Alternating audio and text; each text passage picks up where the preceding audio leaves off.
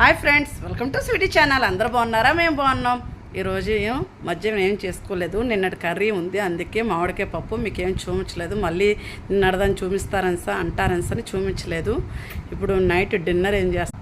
పూరి పొంగలేదట్టి పూరి వండి పూరి కర్రీ బొంబాయి చట్నీ చేసుకున్నాం.